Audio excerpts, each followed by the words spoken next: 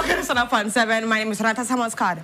And I'm Courtney Menzies. You're the belly dying. Courtney Menzies. No, Courtney, I'm not saying to be angry, Courtney. I'm not saying to be angry. You say it fast, but I'm trying to say it faster.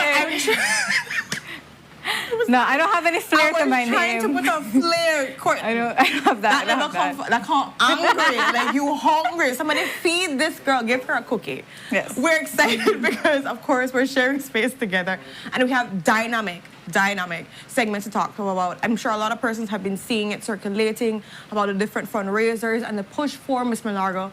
And we're going to be talking about Miracle for Milagro. We're going to talk about the fundraiser, what you can do to support, and all the details behind that. But what else do we have up our sleeve, Courtney? We have the former Miss Universe Belize, Halima Hoy, who is now the new director for Miss Earth Belize. And she'll be gracing our couch with her beauty, talking about her new role. So all that and so much more. But you know how this works. Put your comments in the comment section. May 11, respectful, of course. Try to get to the couch. Let's do it.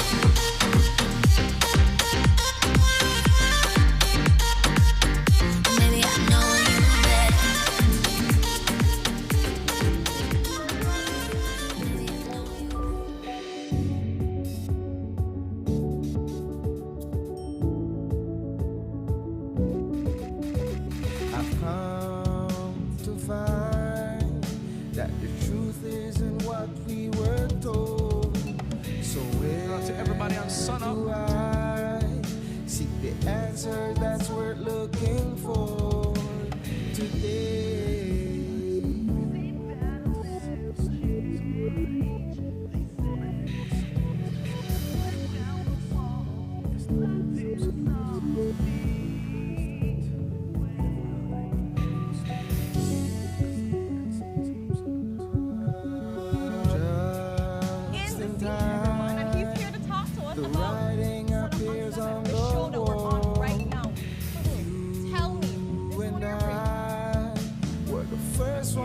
And we're going to be talking about the hot shush that has been happening over the weekend. So may seem that it'll never change. They say, white people, tear down the wall that's blinding us all. You see the way today.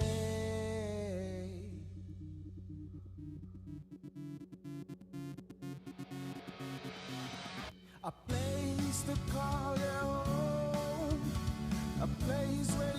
And Boozlers, we will get into couch talk because it's juicy. You know, things are raising. People are father and people are not father. All kind of things that happen. But before, we have to get the weather courtesy of the Belize Met Service and the traffic courtesy of Smart. Good morning, Belize. Some showers and a few thunderstorms occurred mostly over the southern districts last night, with activity decreasing early this morning. Elsewhere, over the other districts, activity was isolated. Relatively moist and unstable conditions prevail. The 24-hour forecast, sunny with a few cloudy spells today and cloudy at times tonight. Showers or thunderstorms will be generally isolated, with a few more likely mostly over the south and possibly some central areas tonight. The maximum temperatures for today will reach 89 degrees Fahrenheit along the coast, will be a bit warmer inland, reaching around 94 degrees Fahrenheit, and a bit cooler up in the hills, around 82 degrees Fahrenheit. The low temperatures for tonight will drop to around 82 degrees Fahrenheit along the coast, 73 inland, and 68 up in the hills. The winds will be from the east at 10 to 20 knots, and the sea conditions will be choppy. A low tide will occur this morning at 8 minutes after 8, followed by a high tide this afternoon at 1:59, another low tide tonight at 7:51, and another high tide early tomorrow morning.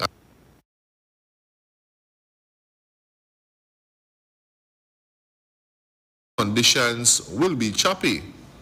A low tide will occur this morning at 8 minutes after 8, followed by a high tide this afternoon at 1:59, another low tide tonight at 7:51, and another high tide early tomorrow morning at 1:55. The sun will set this evening at 6:24 and will rise early tomorrow morning at 5:33. The moon will set this morning at 10:40 and will rise tonight at 10:26. The outlook for Wednesday and Wednesday night: skies will be cloudy at times, with a few showers and isolated thunderstorms likely occurring mostly over central and southern areas on Wednesday, then mostly over the south Wednesday night as a tropical wave approaches and across the country. In the tropical weather outlook, the tropical Atlantic remains quiet as we don't expect any tropical development over the area over the next couple of days. For a review of our forecast and other products, please visit our website at nms.gov.bz. Our next forecast comes out at 12 p.m. this afternoon. With that, we end this morning's forecast from the Belize National Met Service. And that is our weather. Oh, your flower looks super cute. Oh, thank you. Like, obviously not real, right? No, But like not the real. one of the lily clippy clips, right? Yeah. Oh, Yeah. It's giving tropical. She doesn't belong here. She belongs on an island. Yeah, especially because I'm, relatively moist and generally unstable. Hey, Courtney, to go through it this morning, guys. Like, the waist is the fan, the way she did stand up front of the fan. hot. I need to drink hot coffee, and that makes a lot of sense because obviously, it regulates you. It, what do you call it? It cancels out. The hot coffee cancels out. The negative plus a negative. Yeah. Yeah. Quick okay. maths. Quick maths. So how are you feeling this morning? You ready? Yes. Besides feeling hot, are Because you? it's hot, I'm good. I'm ready. Okay, good. We're gonna dive into it, guys. We have 6 couch topics to not breeze through because we want to make sure we give all the attention. So many people are asking, what's happening? I've actually had a couple colleagues come up to me and ask, the acquisition still happen? What happened with this speed net thing? Whenever he had nothing, it gone dormant, it went dead. People are wondering, is it going on? And today we can report to you, well, this morning specifically, because we spoke about it yesterday on the news about the acquisition and how far it is. So we do know that the board did meet and there was no vote that was cast. However, there was the for presentations on which side you are favoring. So if you are for, if you're against, what takes place from that. Presently, we're looking at Social Security Board and where are the optics for them? They have not actually done their press statement as yet. Jules did ask for the chair to talk about what position they're at. They said, presently right now they're reviewing and making sure that the facts are the facts and their investments are properly secured basically, and that after the press statement, people will properly know where their stance is. So that's one of the stance, sir. What's the outlook from Social Security? Now the NTUCB, they're on the next fence. They're like, no, we not support it any at all. They actually sent a letter in, talking about how they feel like the process is still not as transparent as they would want. They're asking about financials. Even Belize Chamber of Commerce is asking about financials. They're trying to understand, okay, guys, the buy-in to this can happen, but there are certain things that need to be provided for it to happen. But the NTUCB is basically stating right now, it's a no for us. We actually are making a presentation against it. We know that other entities like Social Security seem to be making a presentation for it. And so that's kind of where it stands. And then, of course, a press statement was put out by the Belize Chamber of Commerce, basically requesting for more information along the line for that. Yeah, so what Ms. Sherry Craig talked about in her message was that meaning the board of directors at BTL, they guided the directors. With the presentation, Yeah. So they helped them, with the PowerPoint, and they put the different animations and whatnot, like a group project. But no, she said that they guided the directors to make, what decision they're going to make. So they didn't tell them what she says. They didn't tell them vote this way, vote that way. They offered guidance. But they presented based on what NTUCB is saying, it shows more in favor of because of how the guidance looked, how the facts were presented, how the presentation was presented, and that's kind of like what the stance is looking at too. So it seems like SSB and the directors from the other entities, apart from NTUCB and BCCI, said that they support. Again, no vote was cast, but you have to put out whether you support or not. So everybody else seems to support. But like Renata said, NTUCB and BCCI are not in support of it. And like she said, the BCCI sent out a press statement, saying that we need more transparency, we need more numbers, we need more information. And, obviously we stand the same way. Some of the stuff that they asked for was a second independent validation. Because remember, that wasn't a big thing. They've been asking for that, yeah. I think not only just today, everybody been asking for that too. They're asking for a 5-year audited financial statement from SpeedNet because they also want to understand how profitable has this business been, what's going on under the sun for that, because we can't buy for a certain amount of $1 million and we don't know how it has been financially operating in the last 5 years. They asked for verification that the acquisition complies with the Telecommunications Act, which is super important too.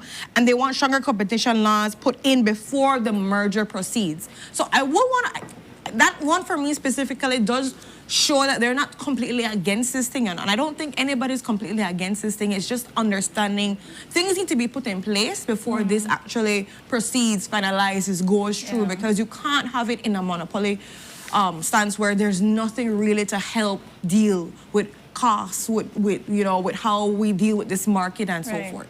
So I think that's also very important to note that it doesn't seem like they're fully against. It just shows that they want certain things in place. They want certain information brought forward so they can have the full picture of the situation. Right, and I think one of the reasons why they're asking for all of this, apart from, just basic, this should be provided for us, we shouldn't have to ask for it, but is that from the get-go, this deal has seemed very suspicious, because I remember we used to ask the Prime Minister about it, and he don't know about it, he don't have no involvement in like his family have shares, but his family different than his, his business as Prime Minister, what he did deal with.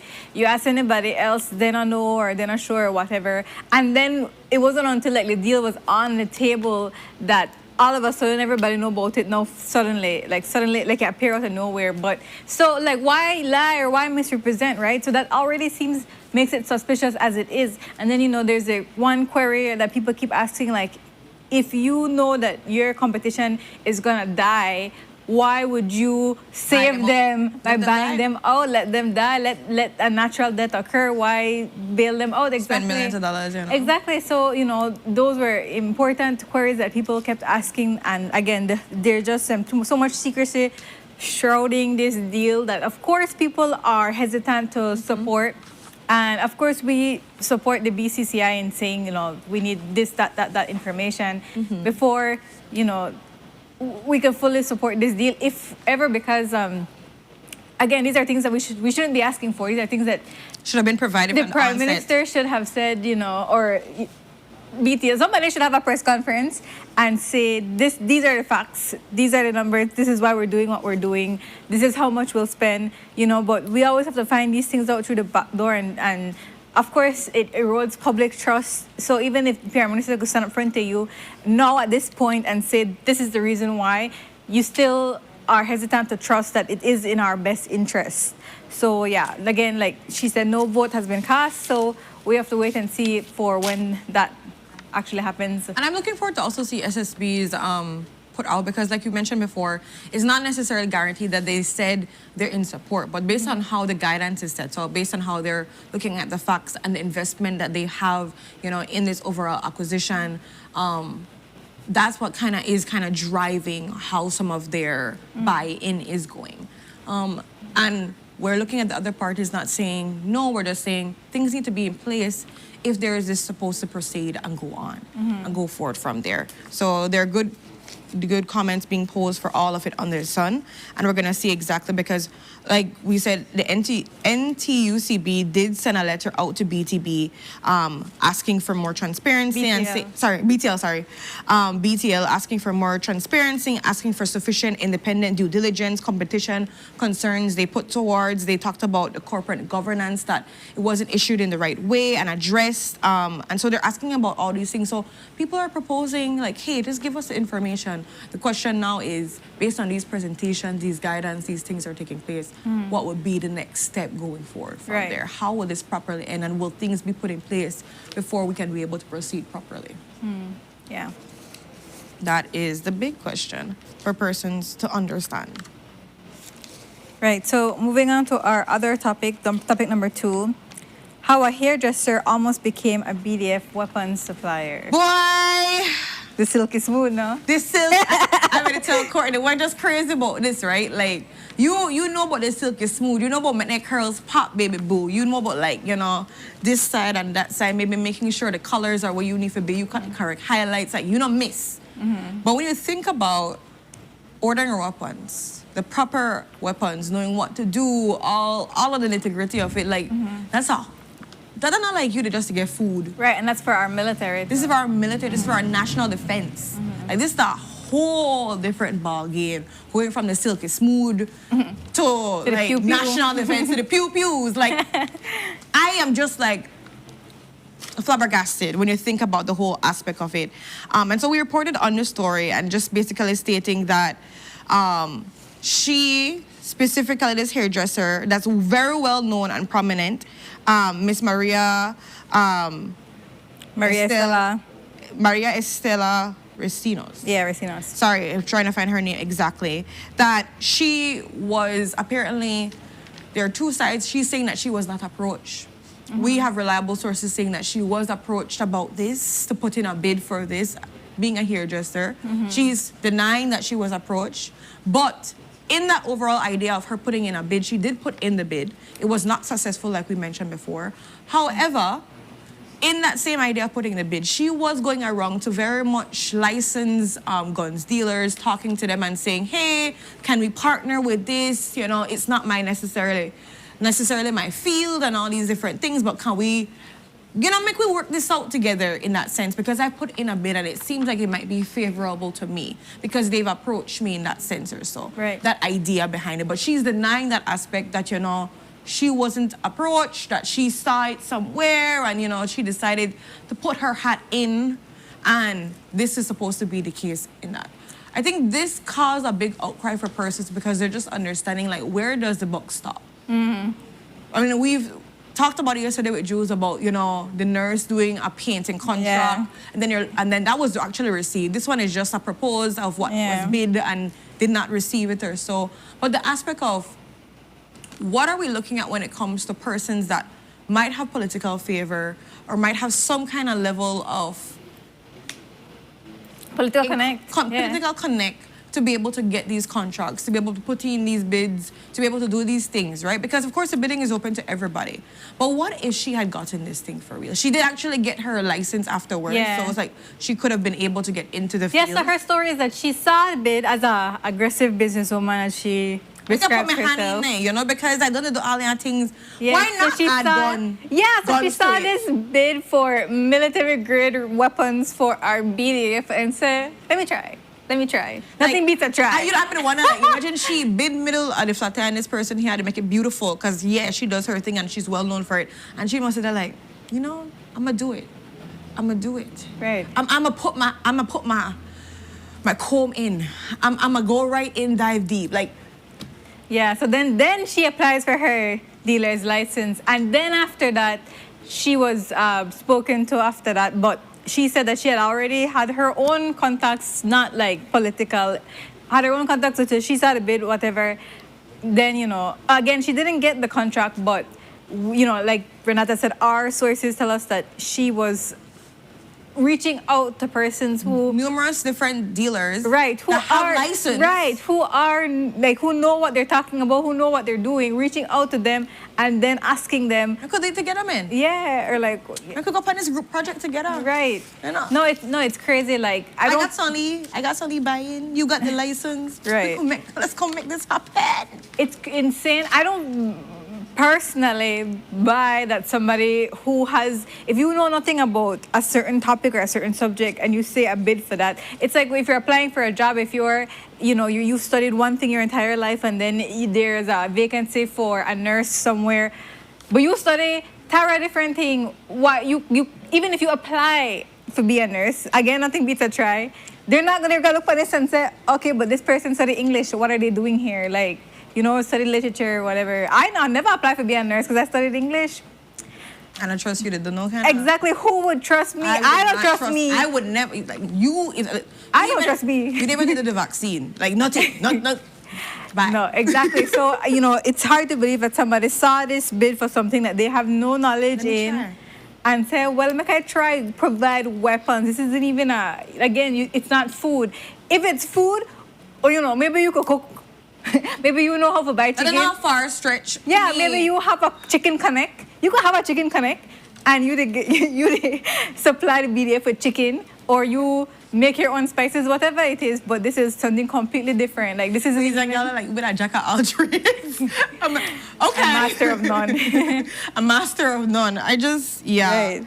So she applied for the bid under a name K&M Construction Limited. So so the CEO confirmed that they have never supplied the BDF.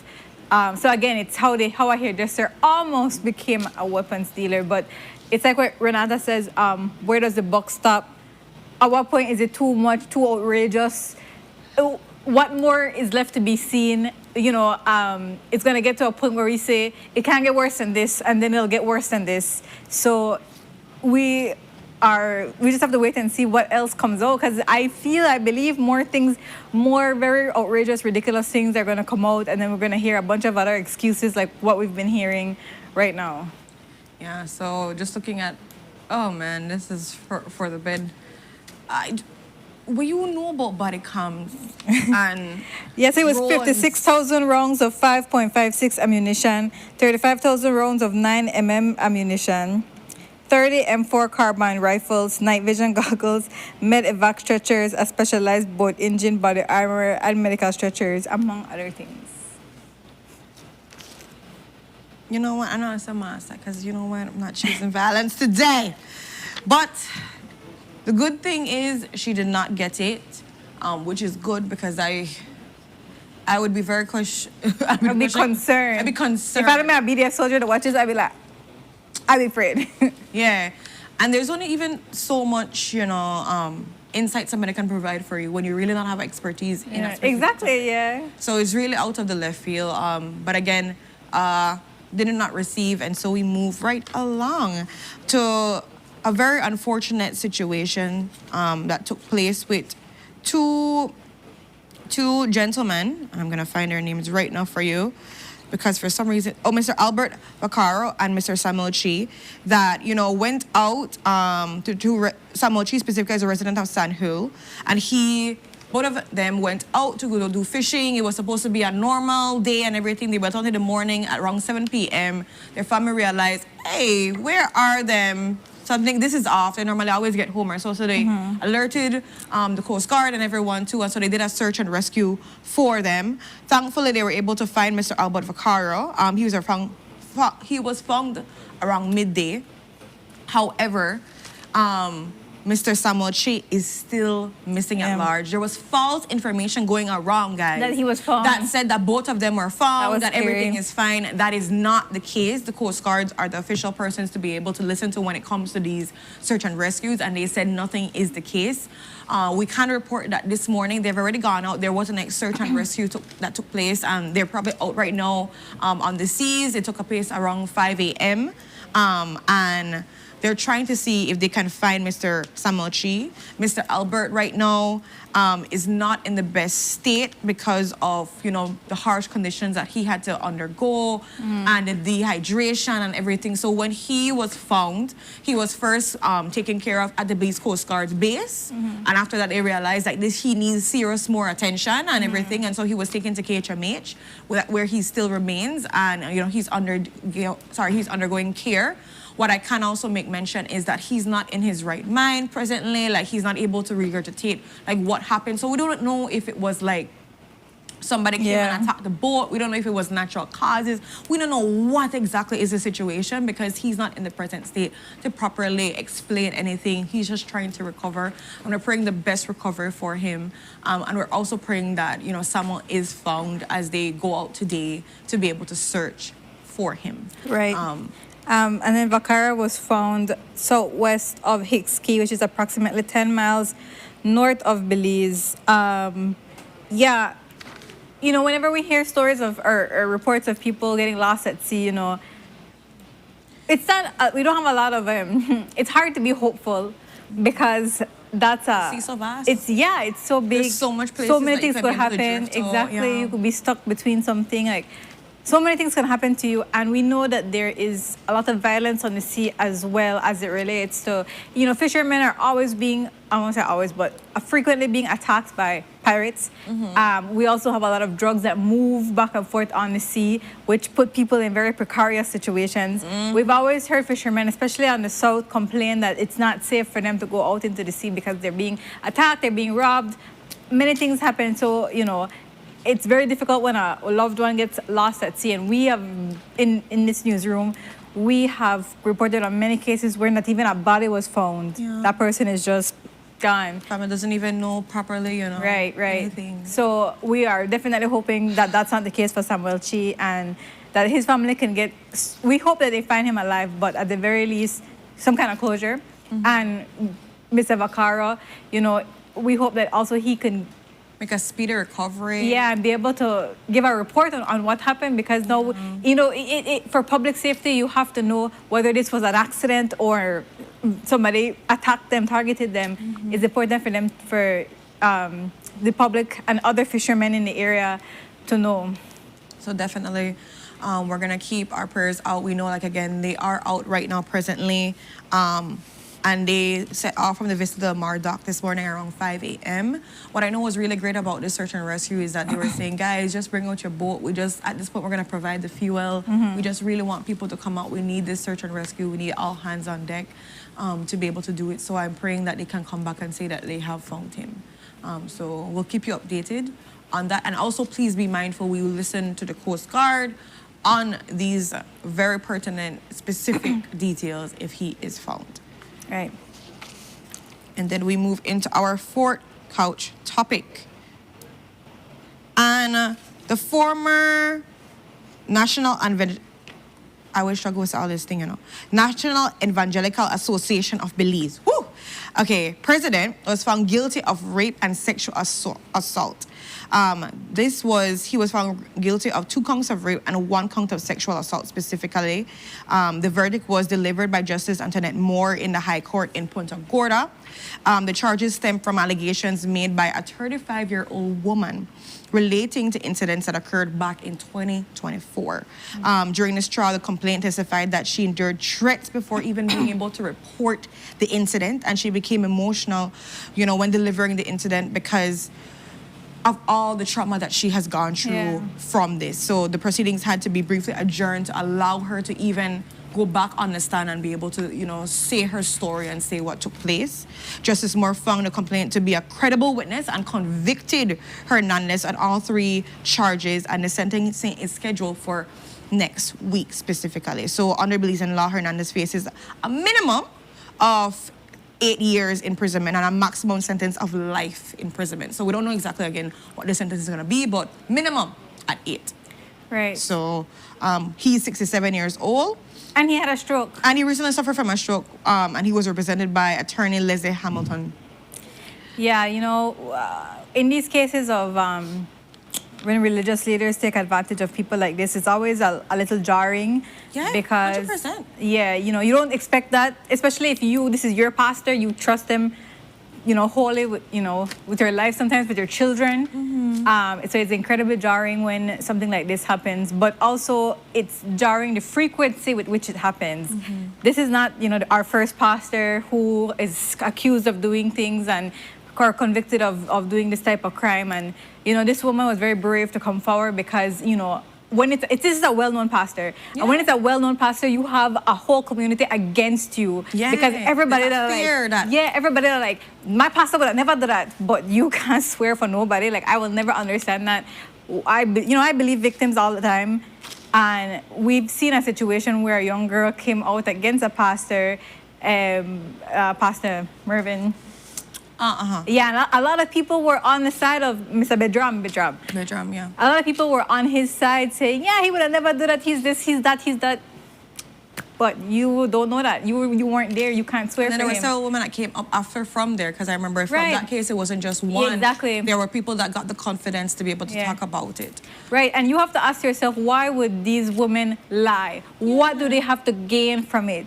Genuinely, we have to put on our critical thinking hats and realize that sometimes people aren't who we think they are. They are one way with us and another way with somebody else. And so this woman who came forward, she was very brave for that. We're glad that she got justice, and we wait to see what the sentencing will be like for Mr. Hernandez. And what I hope that it's obviously a blow to his whatever church or group or community he's a part of.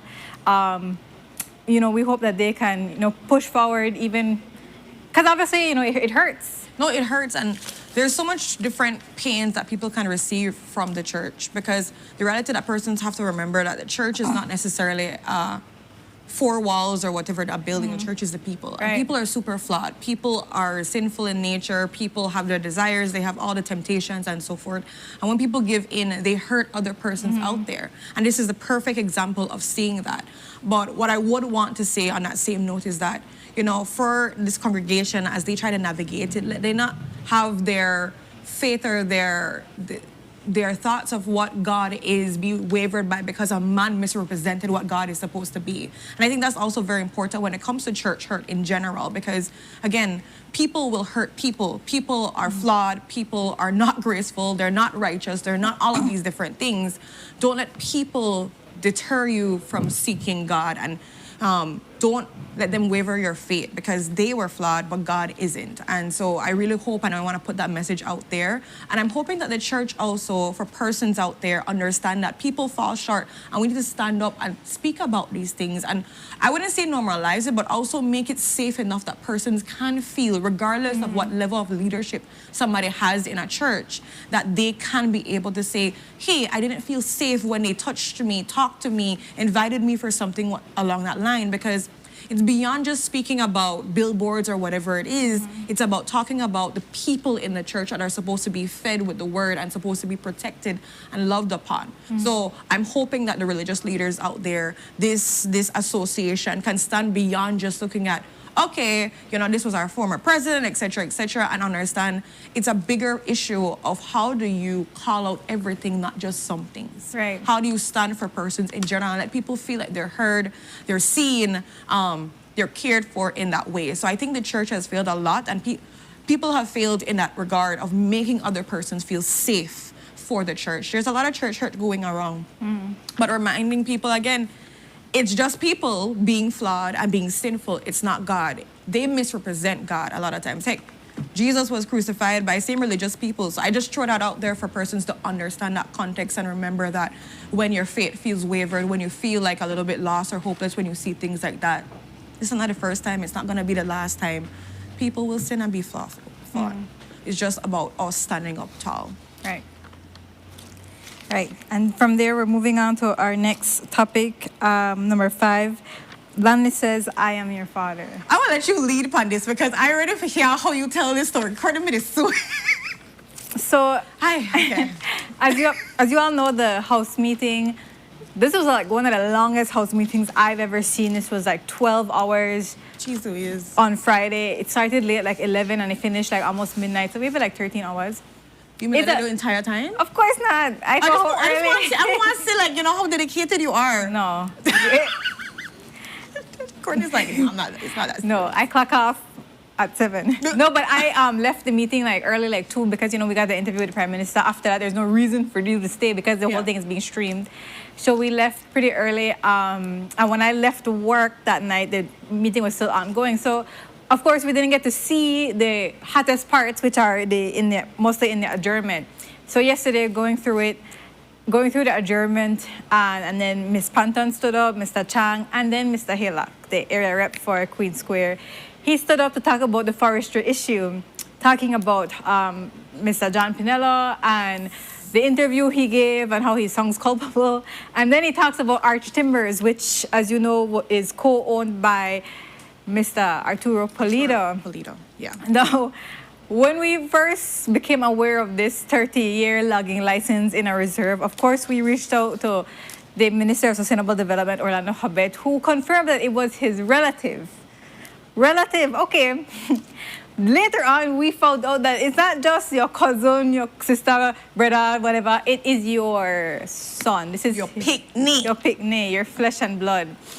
Which he didn't specify, but your son. All right, good. You give your son a 30-year logging license. All right, okay. So, of course, Mr. Godwin Hillock is criticizing, rightfully so, Mr. Habet for this, and Mr. Habet, and this is the last thing that happened in that meeting. So if you clocked out at like hour 8, you miss out at this.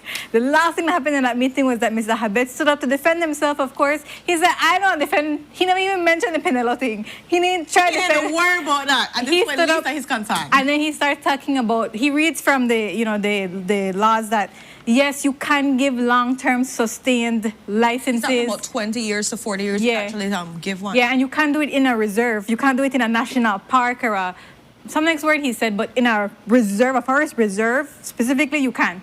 All right, that's all good. But then, it's like his conscience was talking to him. And his conscience, and he said, you know what you and Jules are trying to do? You and Jules are trying to make me disown my son or say he's not my son, but he is my son. And you know what, Renata? He loves his son. And he's proud of him. And he's proud of him. Yeah, you have to get that part in there. Proud of him for getting that 30-year logging license that he definitely deserved. What a good man. And so, Landy, it's a joke that we're saying now that Landy basically stood up and said, Arturo, I am your father. Oh my gosh, Dark Vader. And, after you're going through hours and hours of house meeting, it kind of becomes a drag. And you're just like, all right, let's get to the end. It was a good moment for people to probably laugh a little bit. Right, so in the end, it was just so hilarious to me. While I'm looking over this, I was like, I can't believe that actually happened. But he's accusing UDP and Channel 7 of trying to get him to disown his son. We have never, ever... I think what he probably missed a point from, or missed just like a little page in the book when he was reading through, is just understanding that when he was interviewed about this for Arch Timbers, he mentioned a relative. So right, that's a far cry from your son. Exactly. So that whole word placement was the big, excuse me, it's your son. So relative and son, like, then the kind of things. I hope my mom never referred to me as her relative. If Miss Clarita ever dare, me and Miss Clarita will fight. Mama bear, what? I had your flesh and blood. I came out of you. No, but this is just the idea of the word placement and how maybe it's like a conscience thing, where it's just like, sure. And I want people to think that I did try this sauna. And maybe in the moment, like because of him trying to deflect in the question, he didn't want to say it's my son because how that was going to come off as my son, being the co-owner of this business and receiving this 30-year license, how that would look. So instead, I could say relative because it sounds a little bit more appealing. Less nepotistic. Oh, yeah, less nepotistic. It rolls off the tongue a little bit better. I'm saying it's relative when I'm a picnic. Right? And so I think this is what was his moment to say, I'm not trying to disown my child. This is my child. I'm proud of him. I'm proud of the contract that he has and everything. So I think he was trying to fix it. I think he feels a little bit guilty. It just didn't, I think he feels guilty. I think he was trying to fix it. Yeah, well, I don't know how fixed it was. Right. We have never and will never try to get any parent to disown their son. We want you to admit their picnic to get these things. Mr. Vaughan, and his son doesn't have his name, lad. Yes, he may have to mention that just because he doesn't have my surname. I was like, okay, hold it down. Everybody family business and their family business. And I get involved in their family business. It's just when we, the only way we get involved in a family business is when family business get involved in a contract and nepotism and these kind of, that's the only way people start to care about the family aspect, and the relations and the connections. Honestly, because if it's nothing, nobody care about your aunt, your cousin, your granny on the left hand, right hand side. Nobody cares, Courtney. But it's when you give it out to relatives that are actually your son, then people have that concern. And then things start to unravel. Right. So Lande, I am your father. Why? One of the people that find this last name thing with this. We don't know why not have a last name. It doesn't matter because that's their family business. He has claimed him as his son. And he loves him. And he loves him and he's proud of him. That's it. That's a good message. That's a good message for the people out there. Still not talk about the 30-year license. But one step at a time. We understand the situation. One step at a time.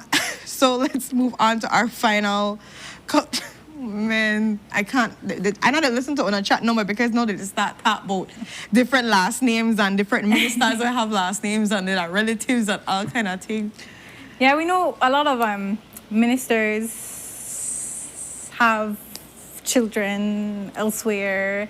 That's not uncommon, and those elsewhere children end up in the house. We have multiple in the house right now, and that's okay. We're not judging. It's a safe place. So back to what we were saying. Belize U20 basketball team secures the bronze medal at the Central American Games. Guys, yesterday, we're super, super excited for our men that did their thing out there. We reported yesterday on the on the Monday Morning Beef, that they unfortunately was not able to place for the silver or the gold. However, they were playing for bronze yesterday, and they secured the bronze. This is the first time ever to being able to secure the medal at the Central American Games. And so this sets a great precedence for them, who will help them to further compete going forward for, I believe, next year. They're going to start. So big up to them. We're really excited for them being able to place in this. So this was done in Santo Domingo, Dominican Republic. And the medal adds to Belize's achievement in the regional sporting event, because, again, I said there's going to be further representation that comes from this. Right, and as usual, we're always proud of our athletes, be it gold, silver, bronze. No matter, we just glad that they represent. We glad that they make it there, because it was a struggle. They were on the couch talking about how hard it was to like raise the funds to even go. Right. And all of these different things. It always bother me, you know. But anyways, we're not going to go through that rant today of how it's always a struggle for us in sports. We want people to represent. We want a place, but we don't want to give them no money. We want to big them up after they don't win. Yeah, and then have a we'll call it motorcade for them, and we'll put them in the back of a small truck back. You know, but we have to support them the entire way if we want to. I mean, but we're proud of them that even with limited resources or limited time or limited everything, that they were still go to place. Right. Imagine if they had what they need. Yeah. Sufficiently had the dedicated funds to do this. We definitely have great athletes who could do a lot more and have a lot more potential. Yeah. And then just another update on the search for Samuel Chi. Yes. So far, 4 civilian vessels are already active, and 4 more are expected to join. So we do have people who are taking out their boats to look for Mr. Chi. So we have 8 civilian teams so far, and then of course Coast Guard is out there too. Yeah. So we're really grateful for every person, because like the flyer said that is looking for Samuel, it's like every boat can make a difference. Thank you so much for your support. We really need persons to come out there. And I always think about, imagine if this was your family. Right. What would you want done? Show that same level of support. They're actually providing fuel support and all of that. So it's really just come and help render some aid in that regard. So we're hoping to see more persons come out, and praying that they come back with news with him safe and able just to receive his medical attention and move on from there. Because the longer he's out there, the longer you're dehydrated, you don't have food, you don't have all these things that are necessary. And we saw what happened with Albert when he came back. So how will Mr. Chi, if he does come back, what kind of condition he will be in? So praying for that. All right, so we've come to the ending of our Couch Talk Boozlers. Thank you all. And we have tune in. I can't. You're reading I need to start read the comments, man, because people that talk about we need to do like a Mari show. We were just talking about that yesterday, for real. Let's look at the sunrise, man. Other people don't know how to act. And this is from Stanley Paris. Actually, this was a part of her morning walk, and so she took a little shot of the view and sent it in for us. So thank you so much, Stanley, for making us a part of that morning with you. And we really love the sky and how it's painted so beautifully. Thank you for that. And so with that, we've officially come to the ending of our Couch Talk. We have dynamic segments to go into.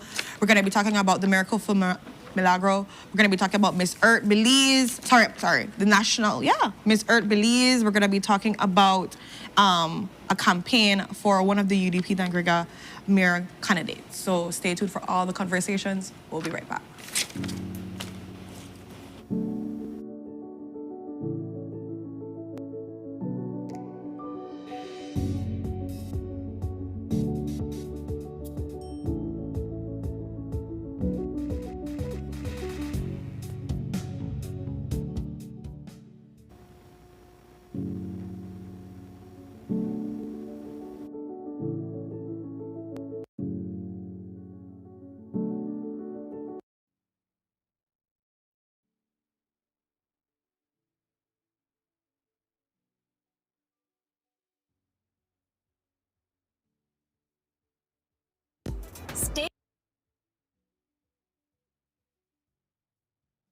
connected in the USA for as low as $10.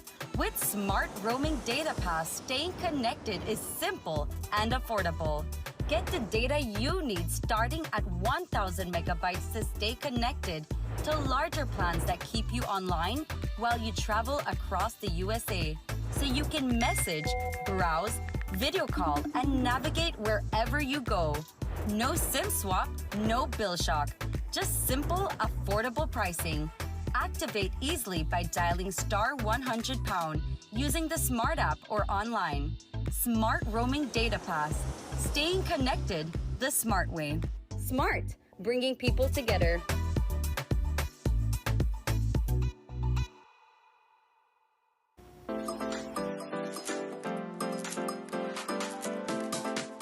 Belize is calling for change, and the future is in her hands. Meet our 4 incredible delegates competing for the crown of Miss Earth Belize 2026. Join us for the national pageant on August 8, 2026 at the Belize City Civic Center. Tickets, general admission $10, VIP $100, and ultra VIP tables $1,000. Seating for 5, wine and charcuterie included. Tickets will be available for purchase at all Pink Boutique locations, Onyx Beauty Lounge, and Medisco. Be a part of the movement. Beauty for a cause. Miss Earth Belize 2026.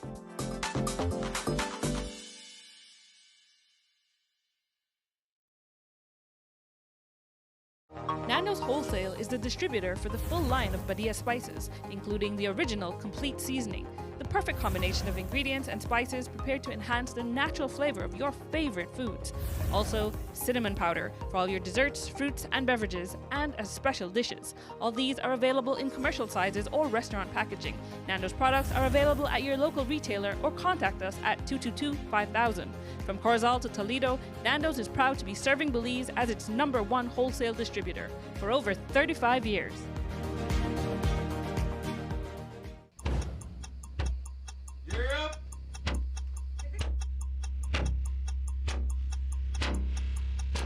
These charter mints aren't from We're an navigating airplane. along the coastline. This morning, the 2023 Good evening. Good evening, I'm Cherise Halsell, And here's what's ahead for you on 7 News tonight. We've got details of these and other stories in our newscast for tonight. Good evening. With your news, I'm Indra Craig. Belize, you're watching the Nation Station, Channel 7.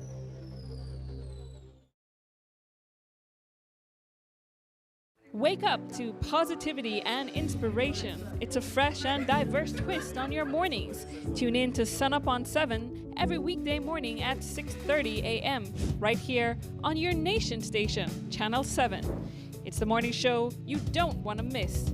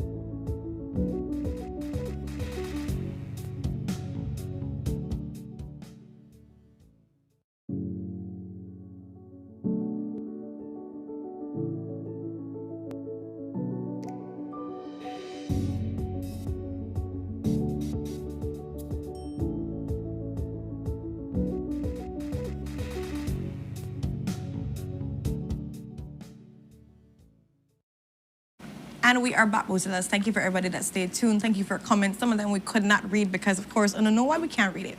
We're not going to say anything else from there. But we're just had a dynamic couch talk with Baby Beef and myself, and now we move into our first conversation, which is a very good one because we have updates, we have fundraisers, we have all the things taking place.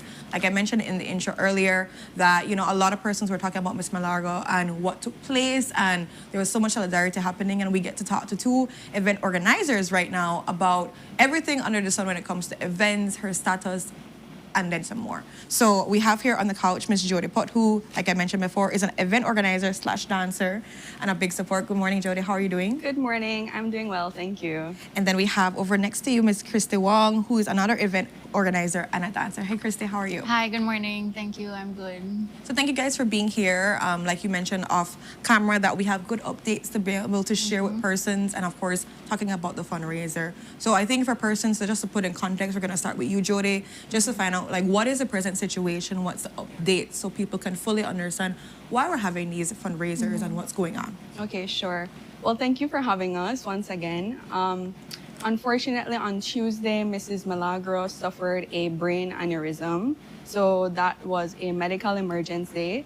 She was initially stabilized in Belize, and then she had to be medevaced to Guatemala City to get the much needed surgery for her condition. Gladly, last night around 6:30 Belize time, we were informed that Mrs. Milagro was able to go into her surgery. And then around 12:30 p.m., we were informed that the surgery went well and that the doctors reported to Asia, her daughter, that the surgery seemed to have been successful and they should be running some tests today just to make sure everything is okay. Excellent. Thank you guys so much for the update, because I know many people were asking when the last thing that they saw was that she had to be evacuated, and we knew that it was emergency surgery. So it's great to know that now it's just a test. I'm sure that the family is going to be updating on like what's happening when it comes to the tests. So now, yes, they have been providing us updates. There is a group chat with hundreds and hundreds of people in there. It's very heartwarming to see, and the family has been sending updates in that chat. So I think the family is really grateful for everyone's, outpour of support and all the help they've received so far. Right, and we've seen a lot of support, like you mentioned, for Miss Milagro. And for those who don't know who Miss Milagro is and the type of work she does, let's talk about that. Okay, sure. So Mrs. Milagro is a loving wife, mother, and all the things, but she's also a woman of service to her community and her country. She recently celebrated 20 years with World Pediatrics, which is a non-profit organization that provides critical medical care to children.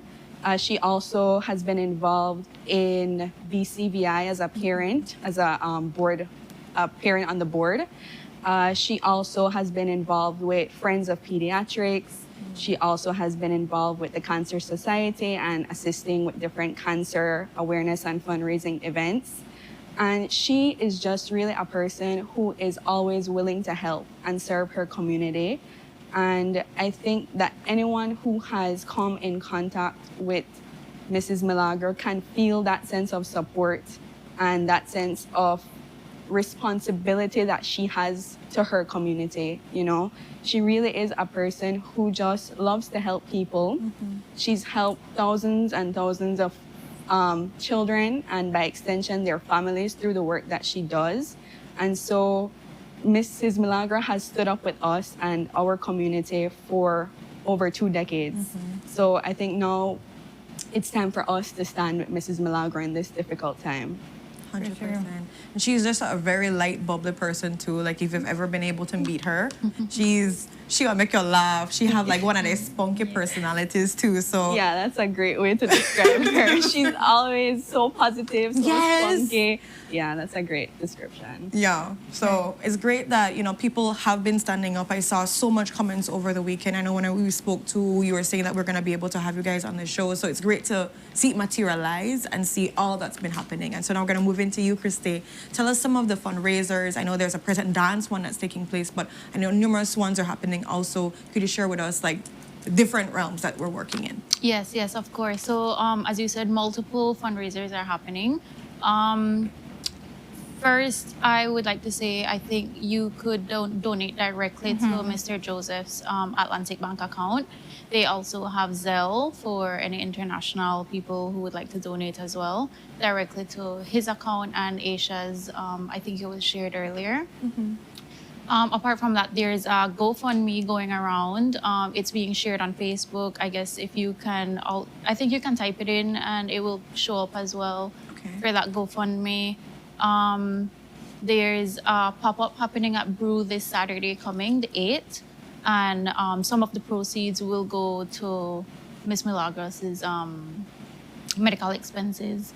And as for us, we are planning like a dance show, which will be on August 16th at 3 p.m. It's a Sunday.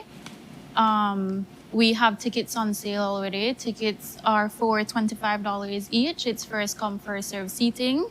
So we encourage you to be there early. Right. And yes, we have multiple dance companies joining. Nice. We have Dance Academy of Belize, the Belize National Dance Company, Modern Dance Movement, Belize Afro Dance Formation, These Dance Studio, SB's Productions, and so much more. So we would just like to ask everyone to please come out and support. It really means a lot. So. And if you can't come out, also reminding you can directly donate. Like, we were showing some of the flyers that have Mr. Joseph's account on it. Yes. You can also go. Which pages would you recommend persons to go on? Maybe Mr. Joseph's Facebook page or Asia's or so to see like maybe some of the flyers or. Yes. Yeah. So we have this right here. This is for Brew. This is for Brew one that they're doing, like we mentioned before, this Saturday. This is the one. Yes. So this is also directly can donate to Mr. Joseph. And the Zelle is down there too. If anybody wishes to contribute to her treatment, they can make their deposits. From there, you can go. Yeah, and I'm pretty sure that we're going to post it along with, so if you could just look at our Facebook and Instagram pages and then you'll see those posters, right? So again, $25 for a ticket. Where can people buy? So they can contact, I think we have a number on the flyer. They can contact that number. That would be directly to Jody. Okay. And then, yeah, I think that's it. From there, Jody can always direct them to maybe me or anybody else who has tickets available. I actually have brought 2 tickets for you ladies. So I would just hope to see you ladies there. It's the 16th, next week Saturday, not this Saturday. Yeah. Sunday. Next Sunday. Next week Sunday. Yes. To say it slowly for me break. You got it with me? Yeah. This Sunday. Yes, I know. Next Because Courtney and me, because I check picture the calendar in my mind. Same thing here. But yes, next week Sunday At 3 p.m. At 3 p.m. Yes. Showing up and showing support is definitely necessary for persons out there, and they can contact Jody. Question, Jody, if somebody wants to like come from out district or so and they obviously can't receive their ticket right now, can it just be held or something, or how would that work? Yes, it can be held. What we have been doing is that once people show proof of payment, so we've been accepting bank transfers, we set it aside for them and we have it ready for them. So we can always hold it for you. Okay. And then if you're coming on the day of the show, we can arrange for it to be given to you at the at the beginning of the show or something like that. So Excellent. no problem. It starts 3, so what time would people be expected to just doors open or etc. along that line? I would say I always check on that one. I would say it's first come, first serve seating. Okay. So right? it's not reserved so general. if you're one of them people where have specific seat expectations, then I would suggest that you come early. I think we usually open the door from an hour before, even maybe like half an hour before. So if you can come like 2:15, 2:30 to start getting yourself situated, that would be recommended. And in terms of the actual show itself, is it something that I know, because these, like you said, the incident happened a week ago. Is it something that you had to like pull out from another routine that you already knew? Luckily, most of the dance groups that we know already have routines kind of down pat. They're ready to go.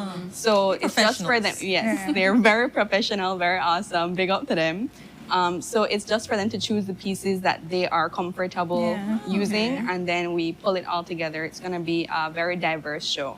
Right, okay. And there's a good amount of persons that decided to come and pull themselves together. That's a long list. Yes, that's a long list of. Good. I didn't even know we had so many dance.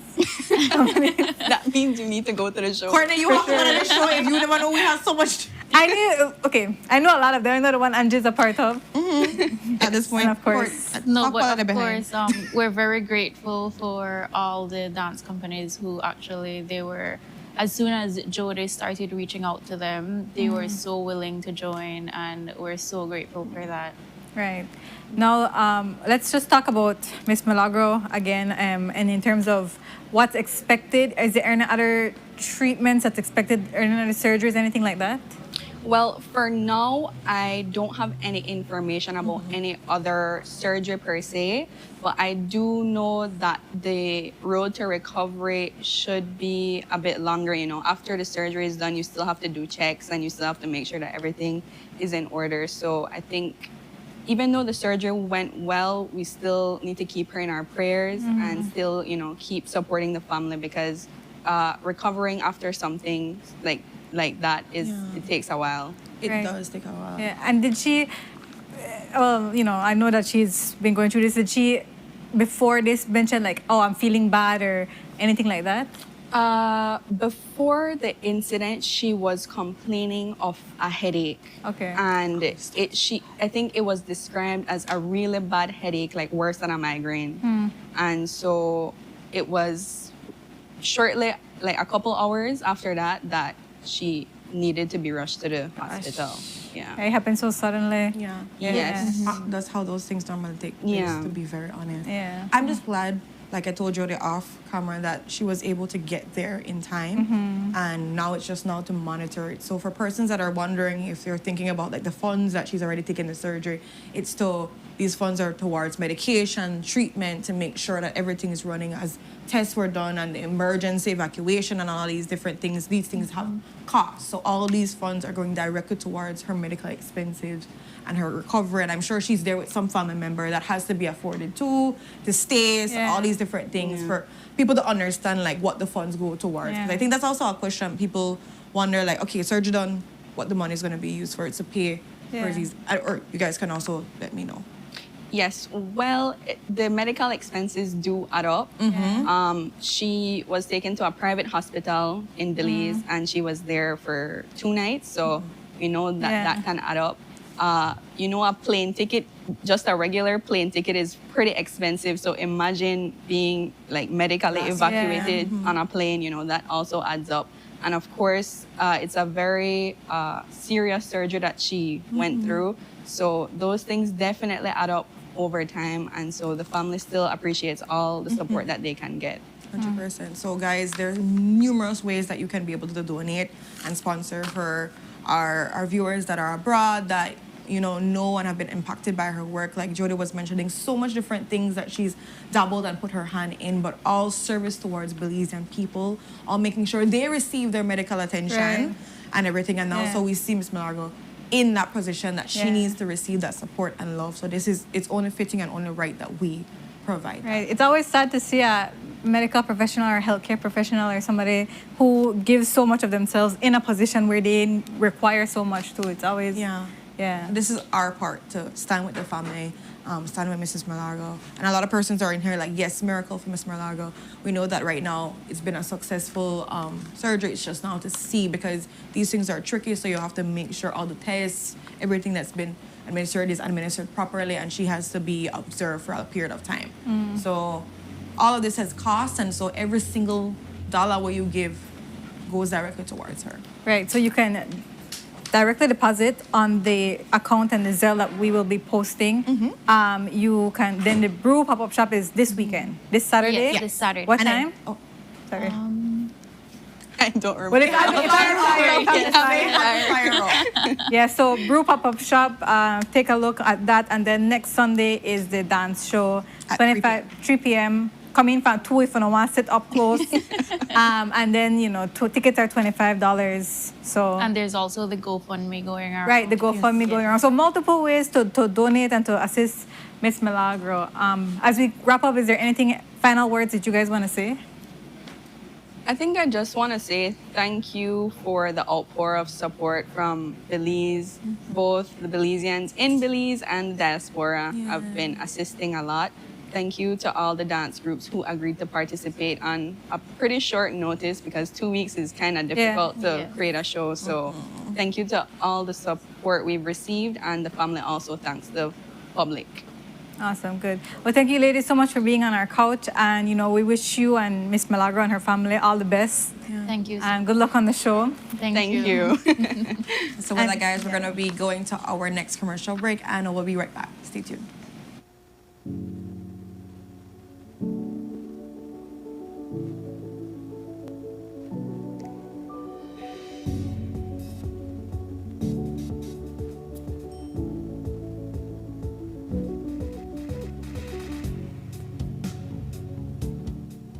Stay connected in the USA for as low as $10. With Smart Roaming Data Pass, staying connected is simple and affordable. Get the data you need starting at 1,000 megabytes to stay connected, to larger plans that keep you online while you travel across the USA, so you can message, browse, video call, and navigate wherever you go. No SIM swap, no bill shock. Just simple, affordable pricing. Activate easily by dialing *100# using the Smart app or online. Smart Roaming Data Pass. Staying connected the smart way. Smart, bringing people together.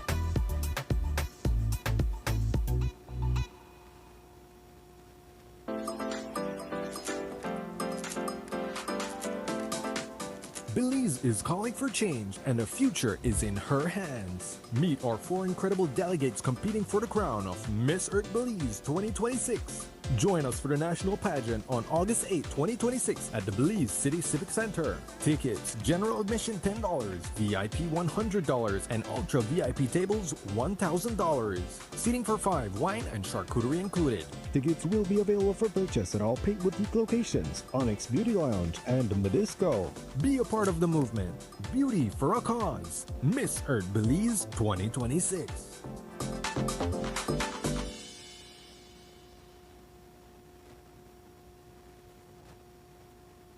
Nando's Wholesale is the distributor for the full line of Badia spices, including the original complete seasoning, the perfect combination of ingredients and spices prepared to enhance the natural flavor of your favorite foods.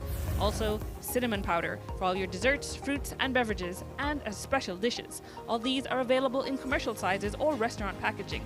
Nando's products are available at your local retailer or contact us at 222-5000. From Corozal to Toledo, Nando's is proud to be serving Belize as its #1 wholesale distributor for over 35 years.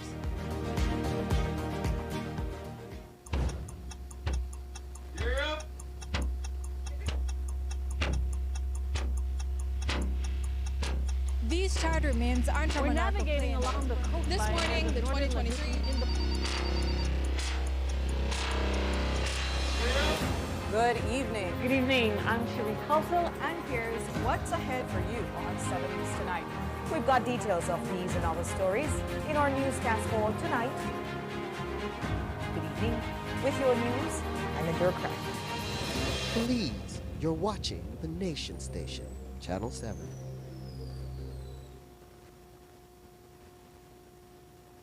Wake up to positivity and inspiration. It's a fresh and diverse twist on your mornings. Tune in to Sunup on 7 every weekday morning at 6:30 a.m. right here on your Nation Station, Channel 7. It's the morning show you don't want to miss.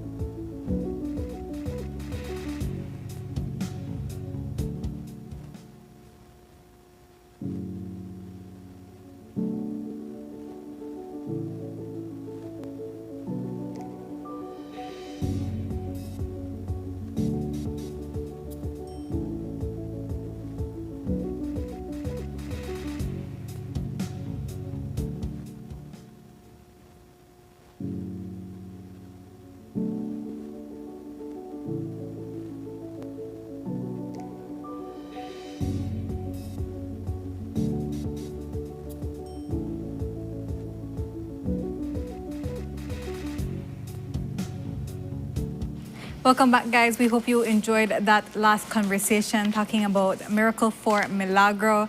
As you know, like we mentioned, if you want to support, you can look out for on our Facebook pages and Instagram pages, and you will see the account numbers and the dates and times and prices for the show and the pop-up shop at Brew. So we're going into our next conversation, and we have via Zoom former Miss Universe Belize Halima Hoy, who is now the National Director for Miss Earth Belize. Halima, how are you doing today? Doing as good as I can, given that I'm not on your couch this morning, which I wish I could be. Right, so talk to us a little bit about how you were able to transition from Miss Universe Belize to now the National Director of Miss Earth.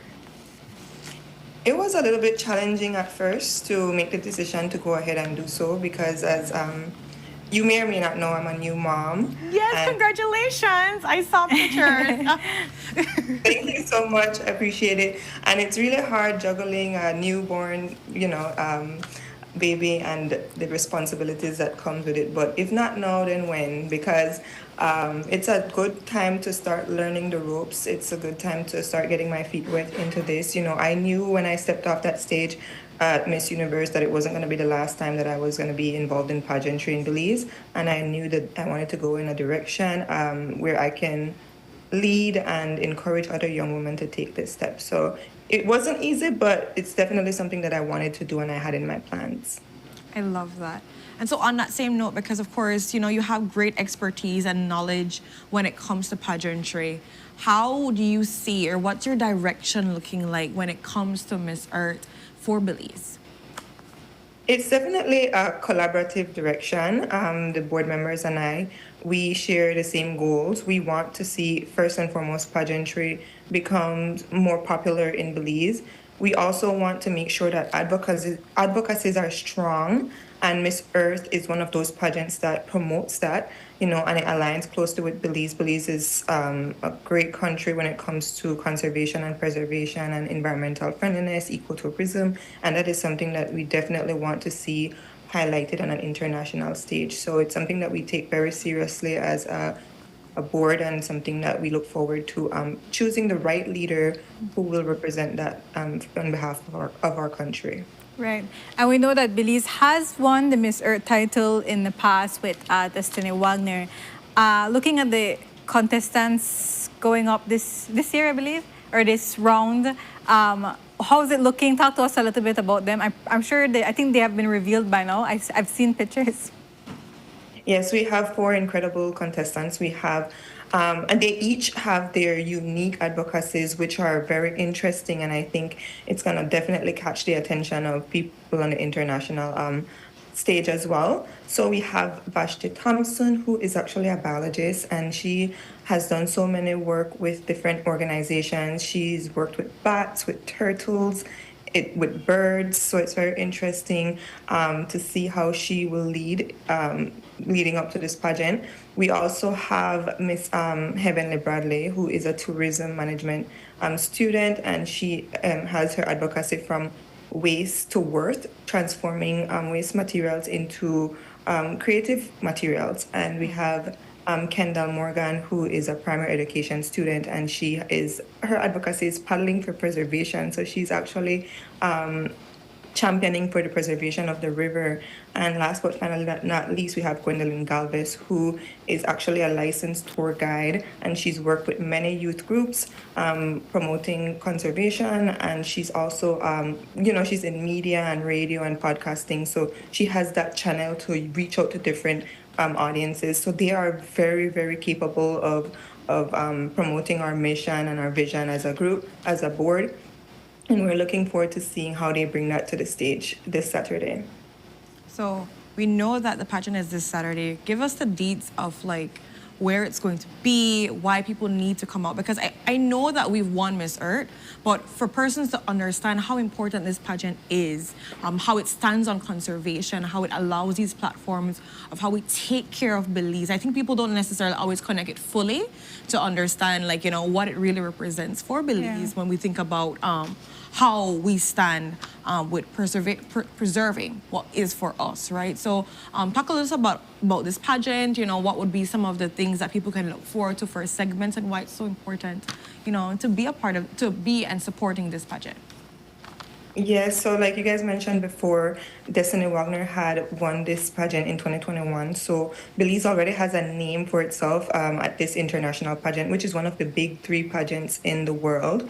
We also had Pariska Witch, who went to represent us last year, and she won 2 medals. So we are doing really good in this pageant. Ooh, yeah. Yeah, circuit. However, it's not as popular as we want it to be in Belize because this is the first time we're having an actual pageant to choose a delegate. And that is something that Belizeans look forward to. We want to see the pageantry of it all. So in the past, we didn't have that, and I think that's why it often goes unrecognized. But we just want people to know that this specific pageant aligns closely with what Belize stands for. We are small but mighty when it comes to environmental friendliness, and we have so much to offer, and we want that to be broadcasted not only locally but also internationally. So it's very important for Belizeans to come out and support these women because it gives them encouragement, and it gives other young women encouragement to maybe next year want to apply and participate. And that leads us to having more leaders, and we want to see more female leaders in this in the environmental department, in sustainable development, in protecting and preserving our natural resources. So it's really important for us to have more advocates there, and that takes the mission and brings action to it. So we really want to see that traction, and I hope that people can share this vision with us. I know it doesn't happen overnight, but we are hoping that we can we could put all our resources into this and make sure that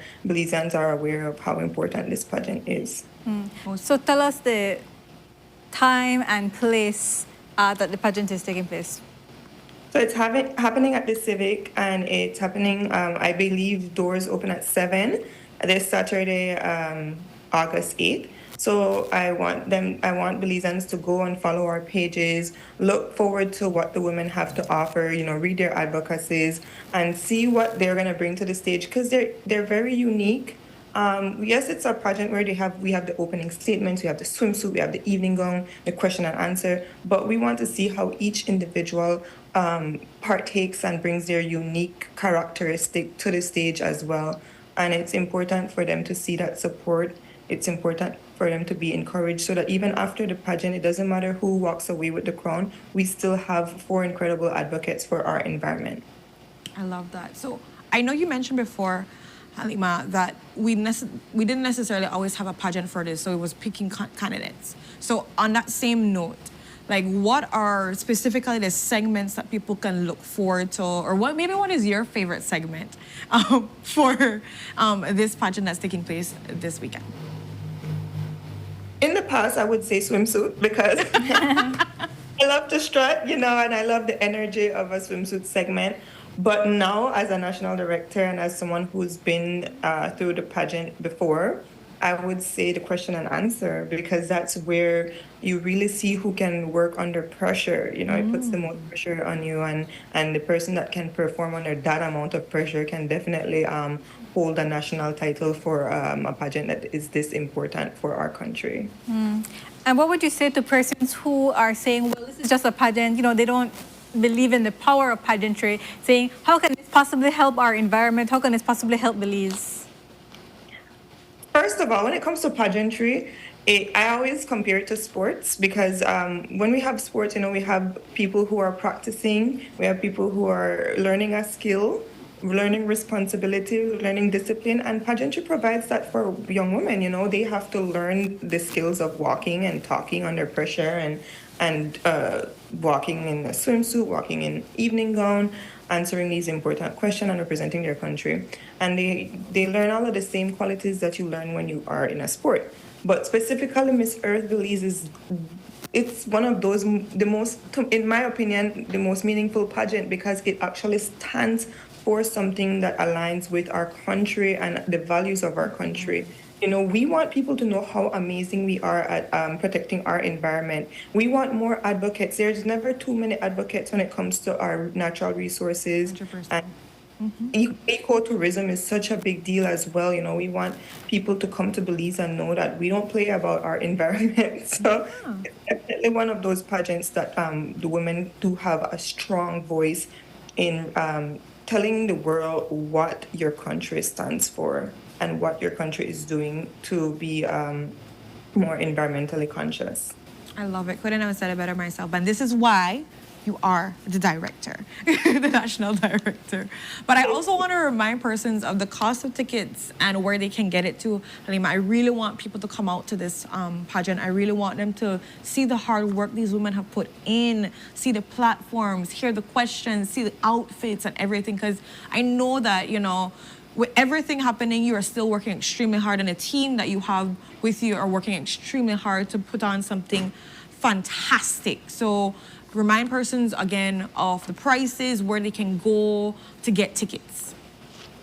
Yes, the team is working incredibly hard to make sure that this is a very entertaining evening for everybody, a family evening. I believe tickets start at $10 and it goes up to $100 for VIP tables. I believe that there's a group package that you can purchase. You can go on our Facebook page and Instagram pages to see the exact breakdown of each ticket. And there's also, I'm sorry, yeah, you can get the tickets, and you can also buy it at Digi Wallet. Oh, okay. Pink Boutique, Madisco, just to name three of them. I don't remember all of them, but those are definitely the three that you can find the tickets at.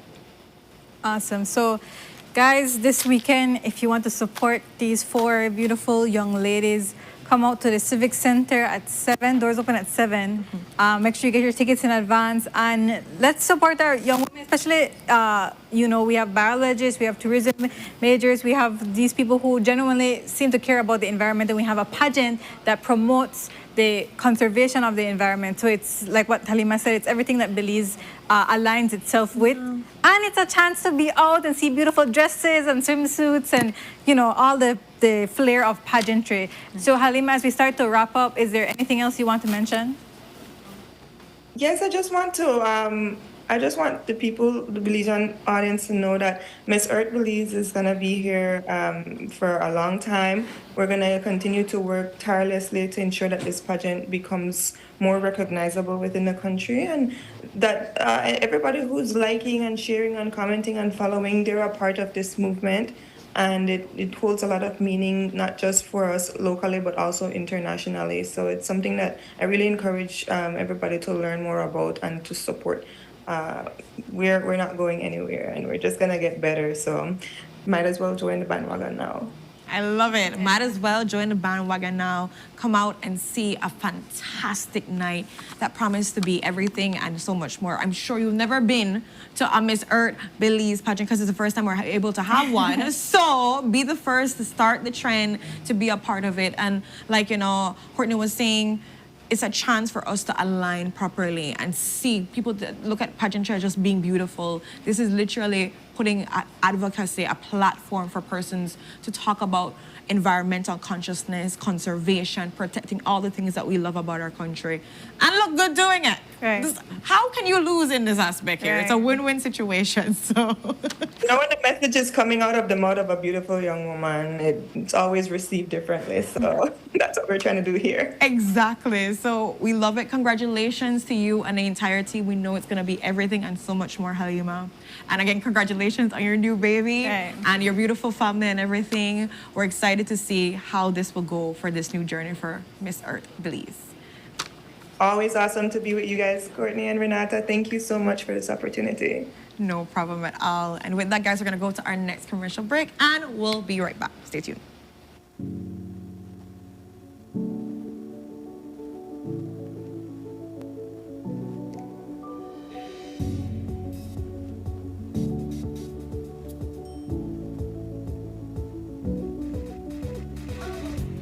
If you're tired of the baking in your house with the only Cocoa Wawa fan and finally realize that the time to get yourself a good, durable, reliable fan, contact Maya's Panel website or social media. Maya's going to hook you up with one of their 18-inch heavy-duty tripod fan where might could even change your life as it keep you cool in this hot Belizean weather. Yes, man, because the 18-inch heavy-duty tripod pan from Myers not just could blow your lip back way, they might could blow away your mind if you say blow away the toxic konomono out of your life and the bad vibes out of your house.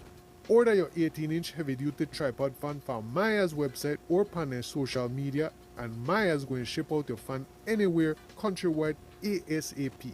Not believe me? Visit myerselectronics.bz right now to order your fan today.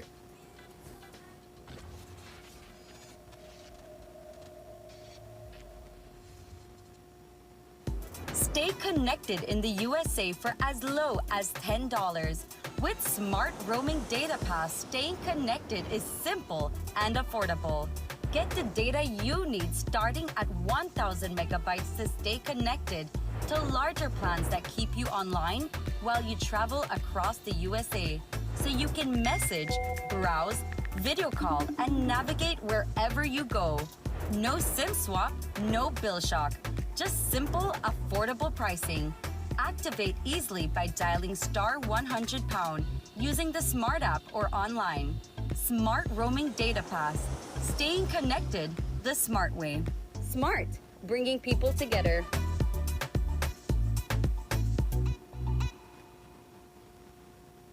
Nando's Wholesale is the distributor for the full line of Badia spices, including the original complete seasoning, the perfect combination of ingredients and spices prepared to enhance the natural flavor of your favorite foods. Also, cinnamon powder for all your desserts, fruits, and beverages, and as special dishes. All these are available in commercial sizes or restaurant packaging. Nando's products are available at your local retailer or contact us at 222-5000. From Corozal to Toledo, Nando's is proud to be serving Belize as its #1 wholesale distributor for over 35 years. Wake up to positivity and inspiration. It's a fresh and diverse twist on your mornings. Tune in to Sunup on 7 every weekday morning at 6:30 a.m. right here on your nation station, Channel 7. It's the morning show you don't want to miss.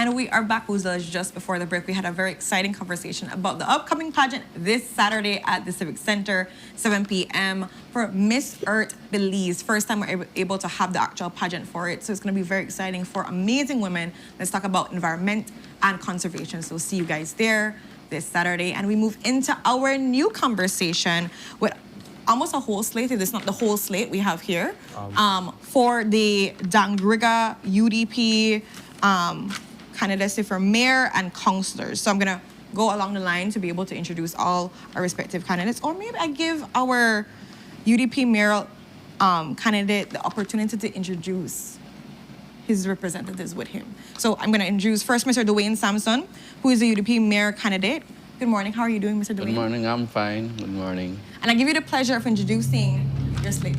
Okay, so candidate number one, we have Mrs.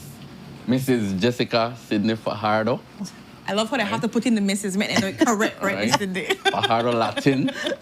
We have Mr. Albert Marshall. Behind me, we have Mr. Jamal Sawaso and also Dayton Sabal. Excellent. So good morning to all of you guys. Thank you guys for being here, coming all the way from Dangriga. Good morning. And would it feel good or feel excited? Oh, yeah. Yeah. When is the convention for you guys? The convention is Sunday, August This- 9th. This Sunday. All This right. Sunday. Yeah. Right. So would it hit the ground running? So talk to us about who all is contesting for mayoral or the councillor slates. Well, I'm the mayoral candidate Okay. for Team Samson. And Yeah. then we have Crystalline Castillo. Right, that's Team Crystalline. Okay. Right. So it's only two for only two mayoral Okay. candidates, and Okay. we have 12 councillors. Interesting. Right. So how have you been preparing for the convention? I know it's a lot of talking to a lot of people, trying to get them on your side. So how have you been preparing? Yeah, it's a lot of work. First of all, we have to thank the people of Dangriga for welcoming us in their homes. So that's basically that. We are preparing. We are trying to get our machinery together for Sunday. Right? We have campaigners also on the ground, and we are getting some good feedback. So we have all confidence that come August 9th, it will be... That you'll be on there. Right. So, Mrs. Cindy, I have to make sure I put him in Mrs. Fear. How has it been, what do you think was one of the concerns that really took you to your heart when you were speaking to persons going out there that you really would hope to see your slate and you guys be able to get elected and be able to support with that? Good morning, everyone. Actually, I have the people of Dangriga at heart, born and growing beautiful Dangriga. For the past elections, they all the time come with promises. And, it take a while to make they get fulfill it. So that was one of the things that I write down my name to. I'm not saying we will make promise and stuff, but at least I think I could be part of a change for the new generation coming, for the past generation and this generation as well. People share concern with us about drainage, job opportunity. They have lack of educational and our youth getting out of order. So we need to find a way to keep them engaged.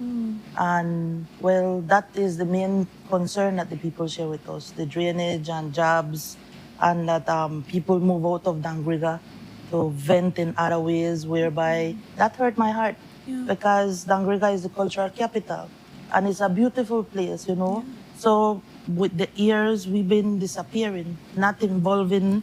So I think it's time for this dynamic team, Yes, we are young, but we have experience. We've been working in the community before.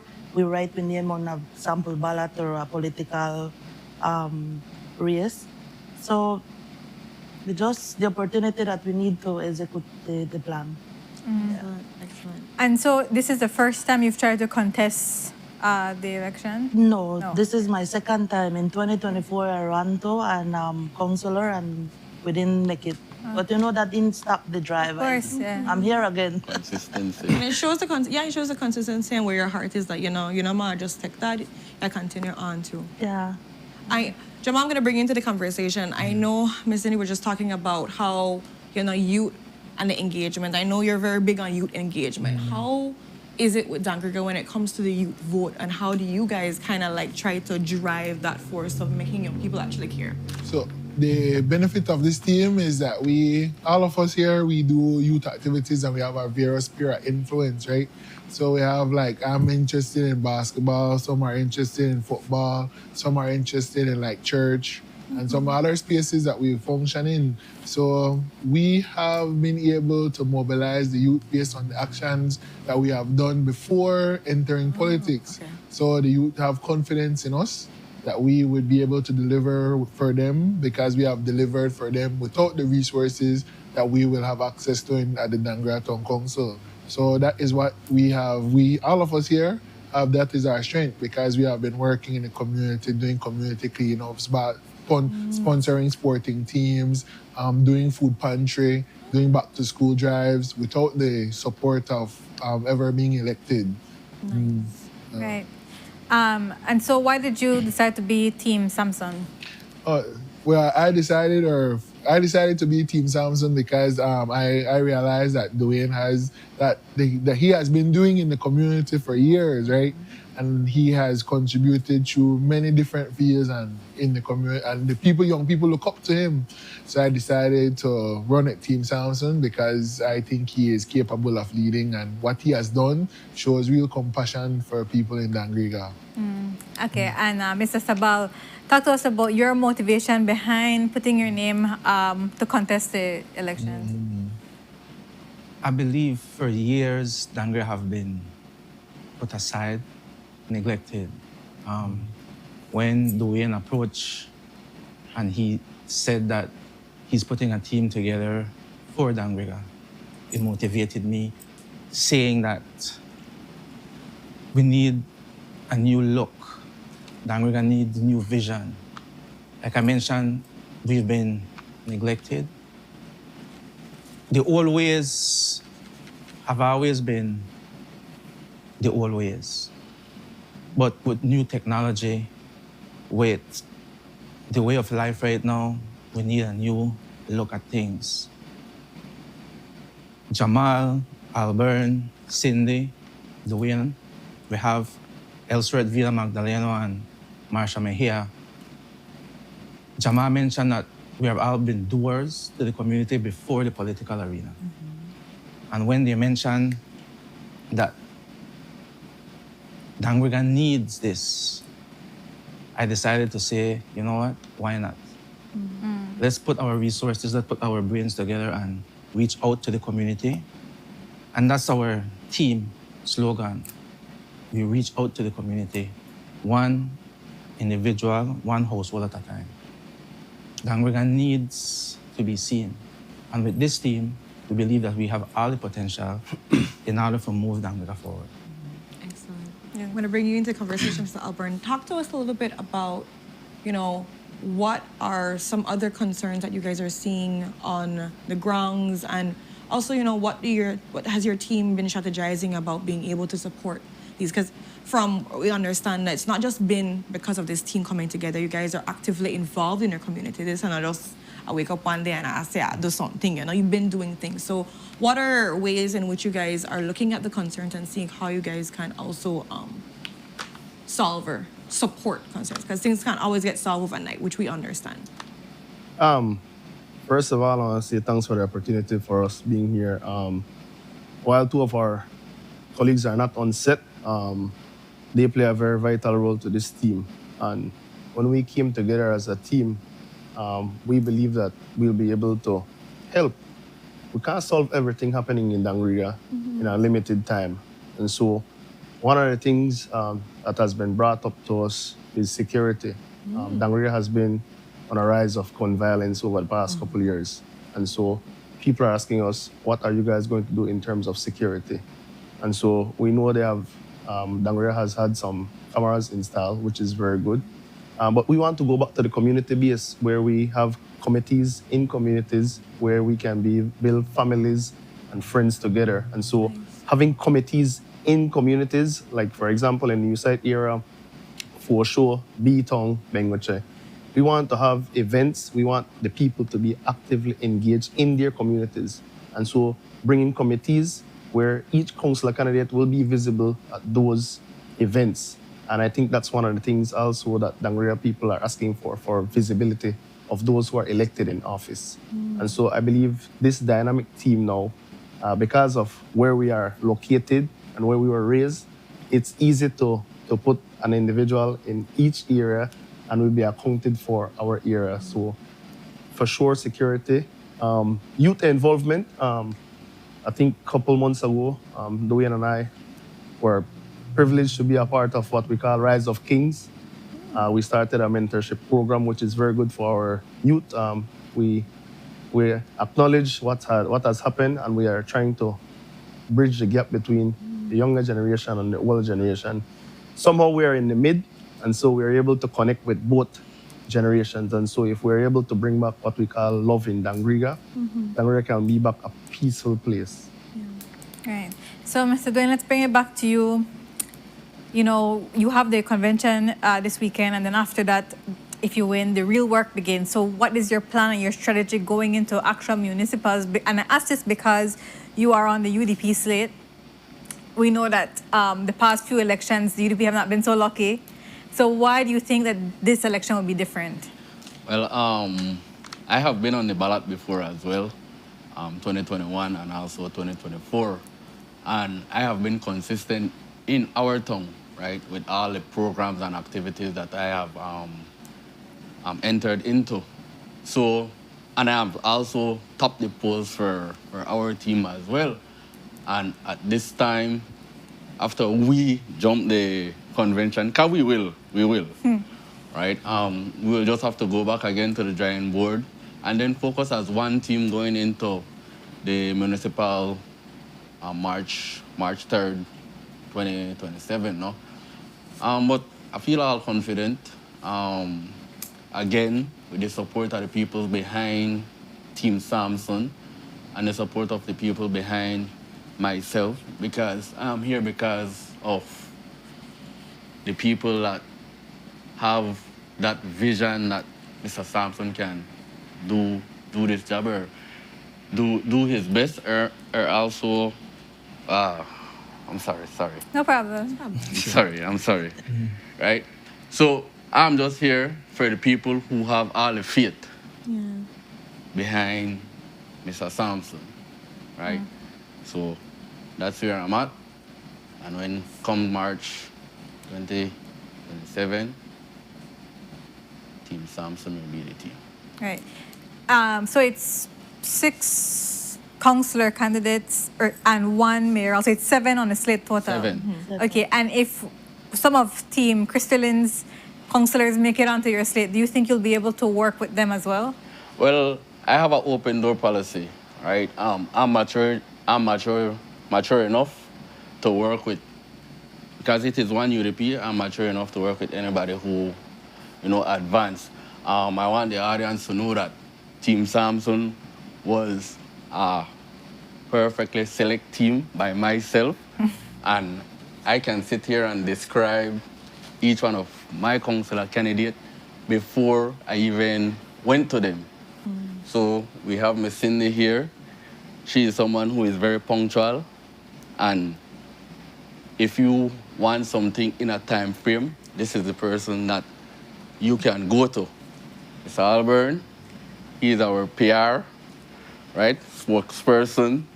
So that's his strength within Team Samson. We have Mr. Sabal at the back, humble, a lot of ideas.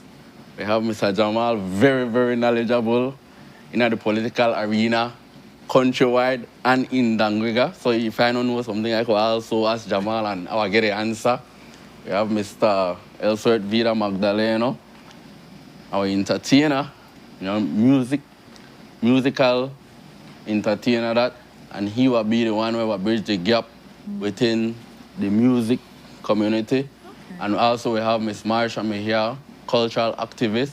And if Marsha was here today, I guarantee that she would highlight that she wants cultural inclusiveness, right? So she wants all the ethnicities inside Dangriga to work together. And also she wants to highlight all ethnicity. Although Dangriga is a culture capital, there are different ethnicities that are in our community and we must highlight them. So that's the way I went ahead and picked Team Samson with the strength that each and every one of us have done something in our community. So our slogan, proven leadership and service our community can trust. Awesome. So how does this last week look for you as you get Well, this last week, we are still putting certain things together, right? Hopefully by Friday we have everything, right? We just try to cross the T's and dot the I's, and we should be ready for Sunday. Excellent. For persons out there that are listening to this conversation and they're like, you never stop at my hugs, and I want to make sure I can get my conversation with you guys, where would they go about? Or maybe ask Mr. our PR person. Hey, don't put your out there, so I don't know. Where can people get in contact with you guys so they can have a conversation? Like they want to talk about some of their issues or provide any kind of solution that they face or so along that line. That's a very good question. I like that. One of the things about this team is that we're not people who are hidden from the community. We're all over the place. And so we're open if you meet us. If we haven't gone to your house, you can meet us, you can greet us, have a conversation. We go to, we are in social areas, and so we also have our flyers that we have been posting on our social media page. You can follow the page, UDP Team Dwayne Sampson. All of our contact numbers are on that. And so you can contact us, send us a message. If we didn't get to you, if you have a concern, if you have queries, if you have anything that you want to get to us, you can use our Facebook page, get our phone numbers, send us a message, give us a call. You can meet us on the streets. I want to urge those persons from Dangriga, the residents of Dangriga, that this is a team that you have seen us. This is a team that you can trust. This is the team that will not only be a winning team for Dangriga, but on the wider scope for the future.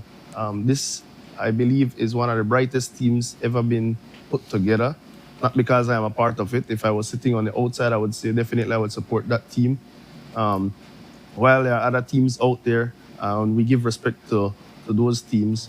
We believe collectively that this team can deliver not only a UDP Town Council slate in Dangriga, but this is the best option going into August 9th. These are people who have worked for your community and are deserving to lead the community. They always say when you start to do something, you may be green, but you grow with experience. And I believe what we have accomplished over the years individually, now you put that and merge that together, I believe Dangriga will be moved forward with Team Dwayne Sampson. Excellent. We have some of your, I think it's Mr. Ellsworth that's in the chat too, cheering you guys on and cheering the team on. And we have also persons in here that are talking greatly about, you guys and what you bring to the table and the dedication and everything, and wishing you the best as you charter this territory. Right. Because Sunday is right around the corner. You still have a week and a couple of days when I think about your blink and it's done there. Yep. So they need to look around in the public areas to find you guys. I've already put the name of the Facebook page for them to go there in case they want to personally message or so. How much delegates more or less are supposed to come out to vote for this convention? It's not delegates. It's not. No. Open. It's an open. Oh, it's an open thing. Okay, nice. All right. And remind persons where they're supposed to go. Holy Ghost Primary School. Holy Ghost Primary School. On the south side. South side of Dangriga. 9 to 4. 9 to 4 o'clock is the time. Okay. So you just come out. To add to what the mayor said, our mayoral candidate, calling him the mayor already, right? To add to what the mayor Dwayne said, we will be open, yes, but we will some executive members, like flag bearers, like street captains and so on, from any other political party won't be allowed to vote, but it will be open, not to executive and street captains of any other political party. Okay. Yeah. Mm-hmm. Would you need to bring anything? You need to take with you your ID. Okay. Or if you don't have an ID and let's say you got registered this week and you only have your registration slip, the receipt, you could take that with you on Sunday and you will be able to vote.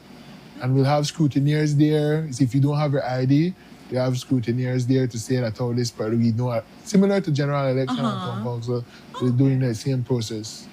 Awesome, great. Well, thank you guys so much for being here. All the best come Sunday, and once you get over that hump, all the best come March next year. Yes.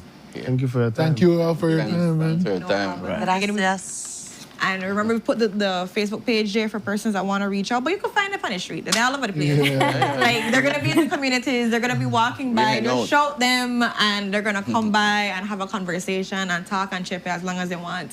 But we appreciate you guys making the time to be here, and we wish you guys all the best, you know, in this chapter.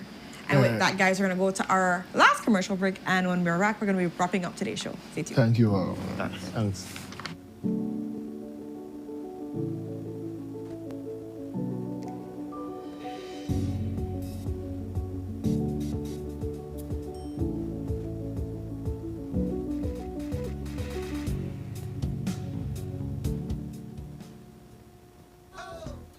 If you're tired of the baking in your house with the only cook wawa fan and finally realize that the time to get yourself a good, durable, reliable fan, contact Maya's panel website or social media.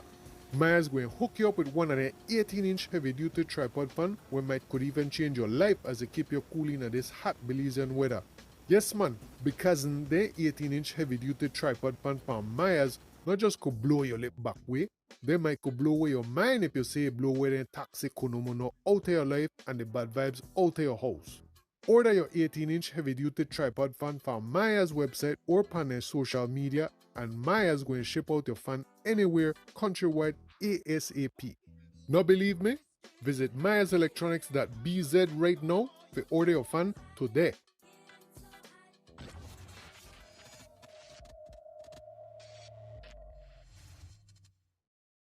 Stay connected in the USA for as low as $10. With Smart Roaming Data Pass, staying connected is simple and affordable.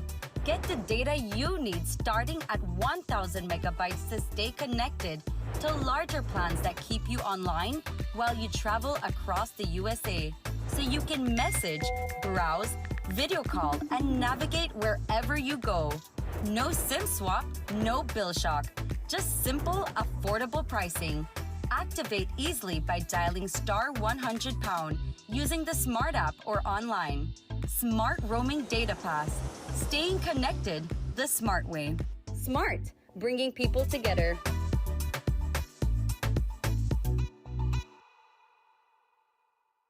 Nando's Wholesale is the distributor for the full line of Badia spices, including the original complete seasoning, the perfect combination of ingredients and spices prepared to enhance the natural flavor of your favorite foods. Also, cinnamon powder for all your desserts, fruits, and beverages, and as special dishes. All these are available in commercial sizes or restaurant packaging. Nando's products are available at your local retailer or contact us at 222-5000. From Corozal to Toledo, Nando's is proud to be serving Belize as its #1 wholesale distributor for over 35 years. Wake up to positivity and inspiration. It's a fresh and diverse twist on your mornings. Tune in to Sunup on 7 every weekday morning at 6:30 a.m. right here on your nation station, Channel 7. It's the morning show you don't want to miss.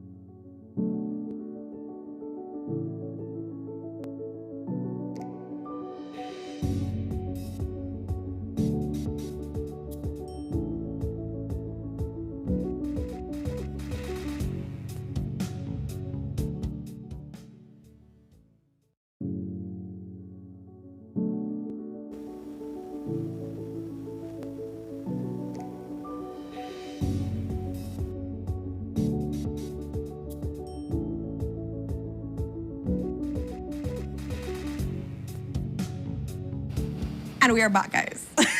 The double. You've seen double vision. Just before the break, we were speaking with UDP Team Samson that are going to be going up for their convention this Sunday at, I cannot remember the name of the Holy place. Holy Ghost, thank you. Yeah, there from 9 to 4, I believe, and it's pretty much an open thing. Didn't know that. I thought it was... Yeah, I don't know why I thought it was delegates. Because most, in my head, I know the Belize City one, to choose a slate, it's the delegates who... Yeah. We are in a learning process. I'm always here to learn. And on that same note, I'm big up to Miss Karen. Yesterday, I think this was Miss Karen's birthday too, Miss Karen Fernan. And she just corrected me on something, which I'm really glad to note, because we were thinking that we've never had a Miss Earth pageant before, that they normally just select the candidates or so. And she's like, no, back in 2012. Yes, but it's a hot minute. You know, it's a hot minute. I was in primary school, high school, something. I don't know why I'm there.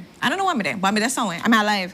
And so in 2012, Jessel Lariano from the Belize Center, there was a pageant there that they had, and she won, and she actually represented Belize at Miss Earth in the Philippines. So she gave me that information, and she said there's also a Miss Earth pageant before 2012 too.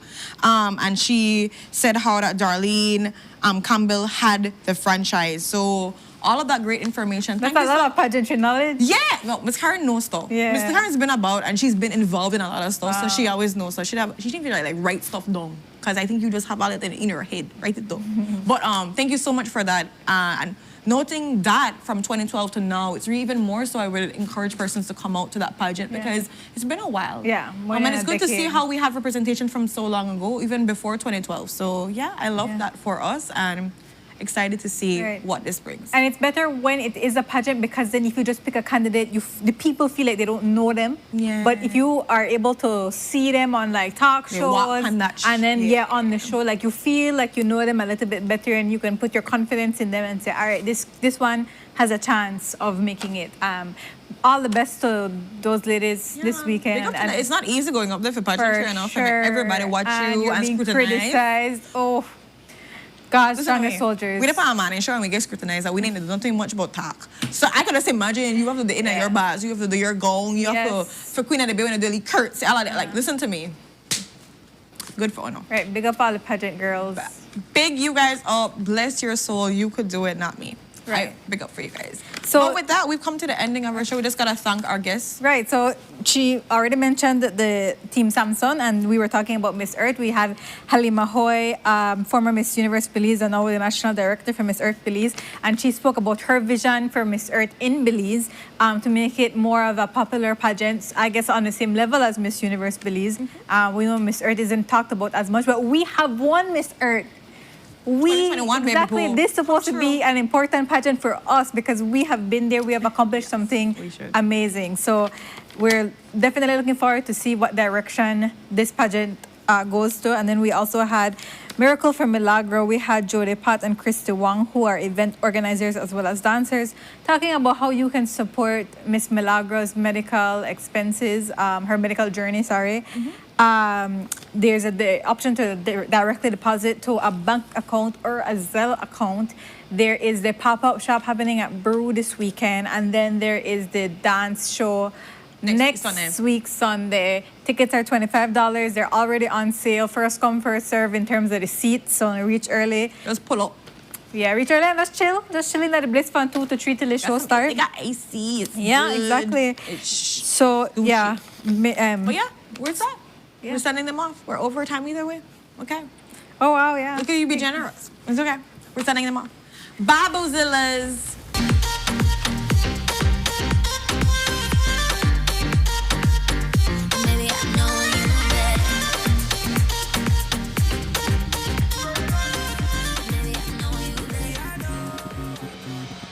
A place to call your home, a place where you can grow. Stand by me and we'll take flight. We'll be there at morning's light. I've got you covered on all concerns we share today. You will discover how the world turns each day. When the sun comes up